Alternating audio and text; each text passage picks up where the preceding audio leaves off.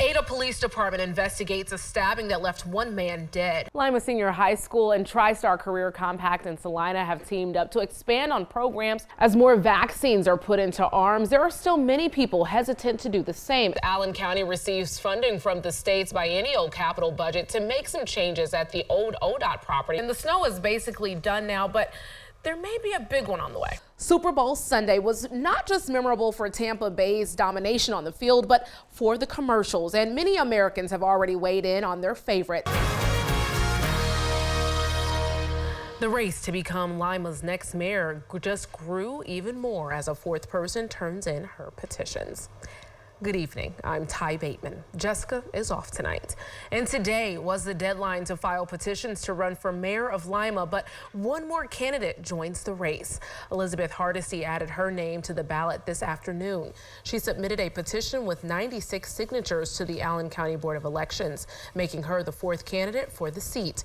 She says her campaign will concentrate on safety services, reviewing the Parks and Rec Department, and connecting schools with trade programs. Hardesty is a 1999 graduate of Lima Senior High School and has lived in Lima all her life. She has worked in the oil and gas industry for the past 15 years, but was ready for a change to help her hometown. So I want to run for mayor because I feel Lima's at a crossroads. I think they've been going down the same path for the last 30 years, and they're going to continue to do so unless you bring in a fresh set of eyes with somebody with a different perspective on it. And I think I could be that person in order to help Lima move to the future for the best city it can be. Hardesty will be facing Joshua Hayes, Sharita Smith, and Autumn Swanson in the May primary election. The two candidates with the most votes will move on to the general election in November. The winner will replace 8-term Mayor David Berger, who decided not to run for re-election. With more winter weather in the forecast, Lima is asking drivers to help when it comes to snow removal.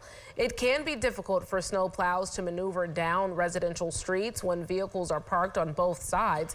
During a snow event, you're asked to park on the odd side of the street on odd calendar days, and the same for even days. And better yet, if you have a driveway, try to get all cars in it until your street has been plowed.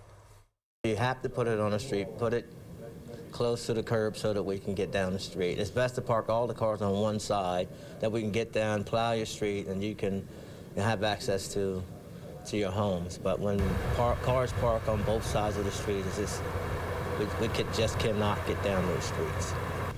Homeowners and businesses are reminded they're responsible to clear their sidewalks within 4 hours of a snow or ice event by city ordinance. Findlay City Council discusses a proposed plan to name parts of their downtown as an outdoor refreshment area. The plan includes making about 95 acres of Findlay a designated outdoor refreshment area known as a door as well. That would be a part of the city where open containers of alcohol are allowed, but only in a specific plastic cup. Only permit holders within the area would be allowed to give out the alcohol, and public intoxication laws would still be in effect. This is being done as a way to bring some more attention to the downtown area. The downtown is the heart of a community, and so we're excited that with the continual investments that we've been making over the last couple of years to make it a safer, more inviting and beautiful environment, we'll also just continue to grow and spur investment and continue to help grow the businesses that are located here. The proposal has been read before Findlay City Council once. It will be presented again later this month and again next month. So could we be on a downward trend of coronavirus cases in Allen County as case numbers seem to be less? Well, health officials seem optimistic, but say we may not be out of the woods just yet. The number of people receiving the vaccine is increasing, with just over 7,000 getting the first shot and just under 2,000 completing the second. Although case numbers dropped in the last month, the county's number of deaths and hospitalizations have remained the same. The number of cases is trending down. In fact, for the month of January, we had 1,000 less cases than we did in December. That is good news, but unfortunately that January number is still 4 times the number that we were experiencing in the summertime. So we do still have very prevalent COVID-19 in our community.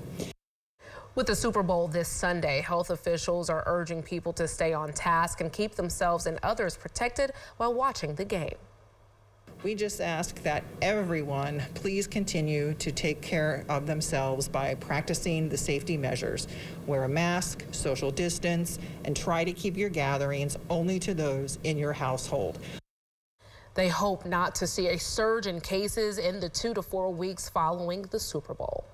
And here's a closer look at those COVID-19 numbers here in the area. Hardin and Logan counties have 1 new death each. Hancock County has 38 new cases and Allen County reports 28 more cases. Auglaize and Logan counties have 22 new cases each.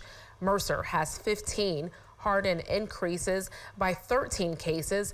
Putnam and Van Wert counties have 8 new cases each. Shelby 7 more cases and Paulding 5. As for statewide numbers, there are 94 new deaths and 3,900 new cases. 214 people have been admitted to the hospital, while 36 patients were admitted into the ICU. As for today, there are 799,000 people presumed recovered from the coronavirus. A Lima veterans organization will be making a donation to help a family out of state. The disabled American veterans of Lima received a motorized chair from an anonymous donor. Instead of having the chair sit in their storage unit, they decided to get in contact with Shriners of Perrysburg and found a child of a veteran family in need of the chair in Chicago. The veterans organization handed the chair to Shriners to be taken to Toledo, where it will then make its way to its final destination. It was donated to us. Once we got it and figured out exactly that it was not something that we could use, I made a couple phone calls, and the Shriner says, yes, we'll take it. And that's what we're doing today. We're putting it in their vehicle, they're taking it to Toledo, and then they'll get it on to Chicago, and probably within the next week to 10 days. The chair is fully electric and is customizable to the user's needs. The West Ohio Food Bank is working not only in need of people around the area, but their pets too. Recently, the food bank received a large amount of pet food, and now they're donating it around their 11-county service area. They stopped by Hancock County Humane Society to drop off 2 semi-loads of dog and cat food. Concerns of pets going hungry during this time is something the food bank has been hearing from people, and they set up a way to help with that. We were able to do a bid through our national organization. We're affiliated with Feeding America, and we were able to win a bid of about 10 semi-loads worth of dog and cat food. And so now the big issue is to make sure to get it out to the general public, to get it to places like humane societies in our coverage in our service area.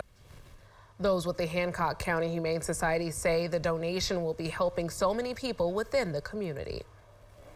It's going to allow us to help the community, people who are in need, and additional rescues.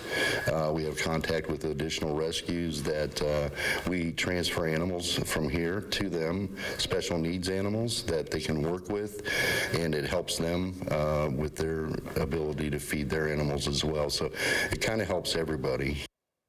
The West Ohio Food Bank welcomes other humane societies and shelters to contact them about available pet food. Up ahead, a Versailles grad has been thrust into the spotlight this season at Ohio State. Hear from the former Tiger and Buckeye head coach, and also tonight. Americans revealing how many vacation days they'll take this year. Is it more or less than last year? I'm Connell McShane with the Fox Business Network, and the answer's coming up. Plus, a black bear turning 3 years old gets a proper celebration. We'll take you there.